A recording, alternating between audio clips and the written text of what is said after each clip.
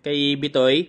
So, di ba sabi natin kagabi, isa sa scenario natin na possible mangyari is ma-fill up itong per value gap natin, itong 115 to 112, di ba? So, ngayon, currently, so, pinost natin ito kanina umaga, nakita natin na na-reject yung 112 natin. So, bumaba siya, I think, hanggang 111,900.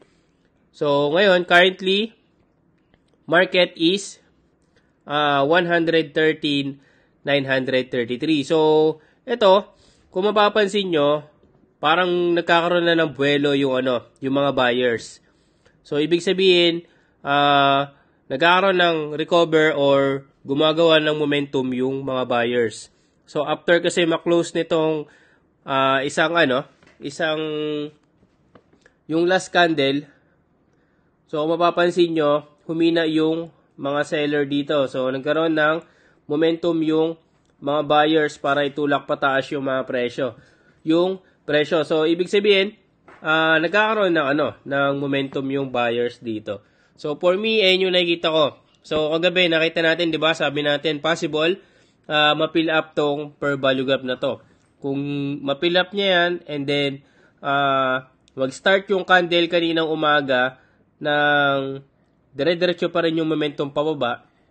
So, possible, sabi natin, mabasag yung per value gap na to. Pero kung mapapansin nyo, respected talaga yung support niya. So, kung mapapansin nyo, respected yung 112K natin dito. So, kung mapapansin nyo, sumusunod din yung yung mga altcoins, yung ibang coins, sumusunod din kay BTC.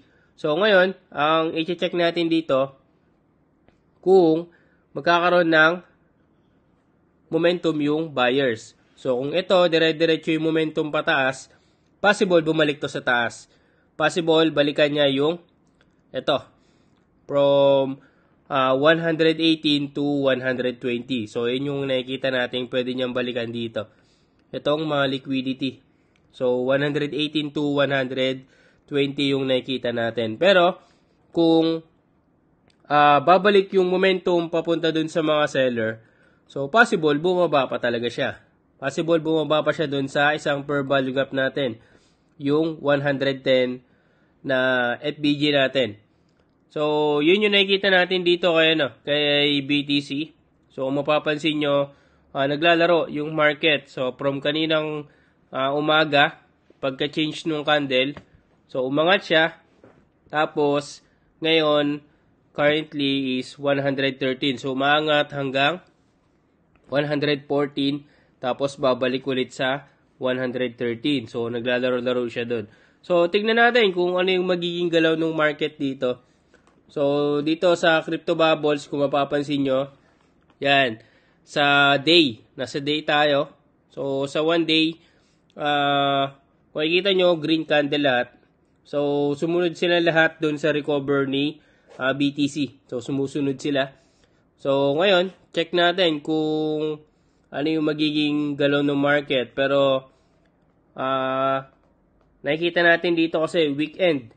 So, ibig sabihin, possible, mahina yung volume. So, hindi ganun kaganda yung galaw or reaction ng mga coin natin. So, check natin bukas ng gabi kung magkakaroon ng volume. So, kung ano yung magiging galaw ng market. So, medyo risky yung pag-long dito, pero yun nga, kailangan i-manage lang natin yung kung ano lang yung kaya nating i-risk. So, kung mababa lang na volume, so mababang volume lang. So, yun lang naman, quick update lang tayo dito sa BTC. So, check natin kung ano yung magiging galaw nito bukas. So, yun lang, this is Kuya Ben Crypto. Peace out.